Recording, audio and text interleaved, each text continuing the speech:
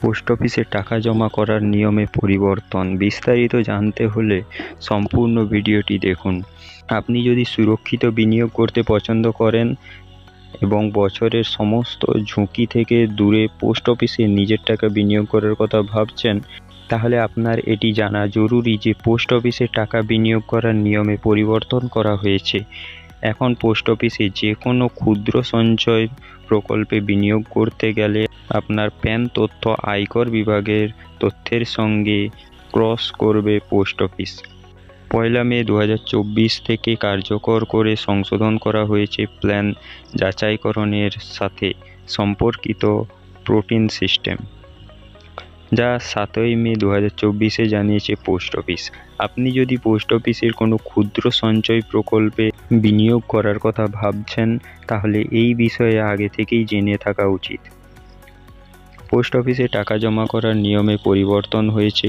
Post অফিসে বিনিয়োগ করার জন্য অনেক ক্ষুদ্র সঞ্চয় পরিকল্পনা রয়েছে, তবে এগুলি টাকা বিনিয়োগ করার জন্য আধার এবং প্যানের তথ্য দেওয়া গুরুত্বপূর্ণ।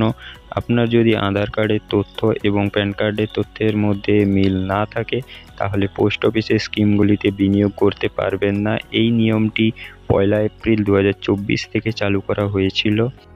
প্যান বৈধতার জন্য সিবিএস সিস্টেমটি প্রোটিন ই-গভ টেকনোলজি এর সাথে একীভূত করা হয়েছে।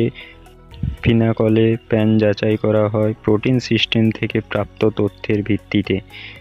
30 এপ্রিল 2024 পর্যন্ত এই অবস্থায় চলে আসছিল। পোস্ট অফিসে 7 মে 2024 একটি বিজ্ঞপ্তি জারি করায় এবং এটি বিজ্ঞপ্তির মাধ্যমে জানানো হয় যে প্যান যাচাইকরণের সাথে সম্পর্কিত প্রোটিন সিস্টেমটি 1 মে 2024 থেকে কার্যকর হয়ে সংশোধন করা হয়েছে।